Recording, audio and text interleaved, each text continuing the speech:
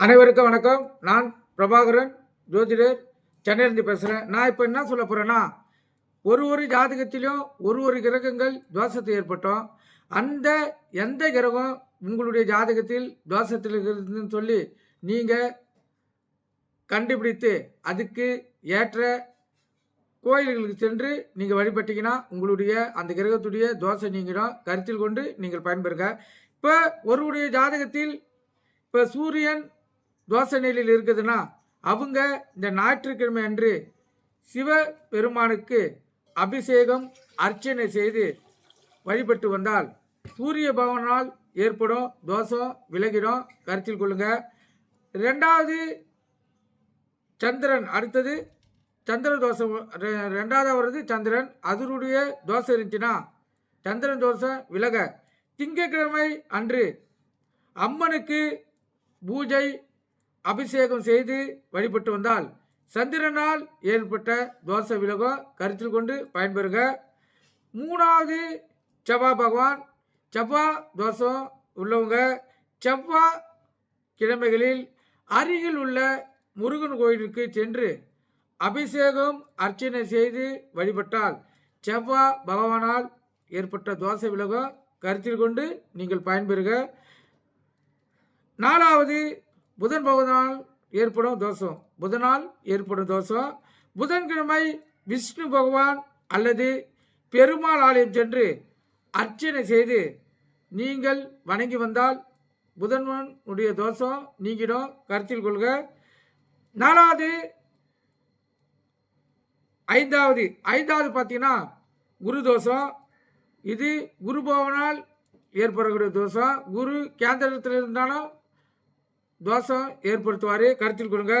குரு பகவானால் ஏற்படும் தோஷம் விலகிட அருகில் உள்ள சிவலாலயம் சென்று அங்குள்ள தட்சிணாமூர்த்தி அல்லது நவ கிரகத்தில் உள்ள குரு பகவானை வியாழக்கிழமைகளில் அர்ச்சனை செய்து நீங்கள் வணங்கினீங்கன்னா இந்த குரு தோஷம் நிவர்த்தி ஆகிடும். கருத்தில் கொள்ளுங்க. அதுக்கு அடுத்த தோஷம் சுக்கிர தோஷம். சுக்கிர பகவானால் ஏற்படும் தோஷம் விலகிட லட்சுமி தேவியும் பெருமாளையும் வெள்ளிக்கிழமைகளில் வணங்கி அர்ச்சனை செய்து வர சுக்கிரனால் ஏற்படும் தோஷம் விலகிடும். அதுக்கடுத்து சனி தோஷம். சனி பகவானால் தோஷம் உள்ளவர்கள் அருகில் உள்ள சனீஸ்வரர் ஆலயம் சென்று சனிக்கிழமைகளில் அம்மன் ஆலயம் சென்று அர்ச்சனை செய்து வர தோஷம் அவங்களுக்கு 100% விலகிடும். கருத்தில் கொள்க. அதுக்கு அடுத்த தோஷம் ராகு கேது தோஷம். இவங்க ராகு கேது தோஷம் உள்ளவர்கள் ராகு காலத்தில் துர்கை அம்மனை வணங்கி வர வேண்டும் அல்லது விநாயகர் பெருமானை திங்கட்கிழமையில் வணங்கி வர வேண்டும். இந்த முறைப்படி அவங்க யாராக இருந்தாலும் அவங்களுடைய ஜாதக கட்டத்தில் எந்த கிரகம் தோஷத்தை ஏற்படுதுன்னு பார்த்து இப்போ சொன்ன இந்த எளிய பரிகாரத்தை நீங்கள் பண்ணாவே உங்களுடைய தோஷங்கள் விளங்கிடும்.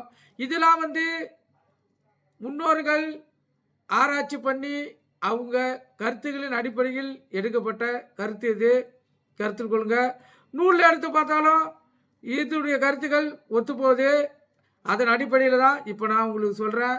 இது பயன்படுத்தி பாருங்கள். உங்களுக்கு எந்த கிரக தோஷமாக இருந்தாலும் அது நிவர்த்தி ஆகிடும். நன்றி, வணக்கம். இந்த பதிவு உங்களுக்கு எந்த அளவுக்கு பிடிச்சிருக்குதுன்னு லைக் பண்ணுங்கள், ஷேர் பண்ணுங்கள், கமெண்ட் பண்ணுங்கள். அதாவது இந்த பதிவை நான் ஏன் சொன்னேன்னா இன்று வருட முதல் நாள் என்பதால் நீங்கள் உங்களுடைய தோஷத்துக்கு நிவர்த்தி பண்ணுறதுக்கு ஒரு வழிகாட்டியாக இருக்கிறதுனால தான் இந்த பதிவை சொல்கிறேன். நன்றி, வணக்கம்.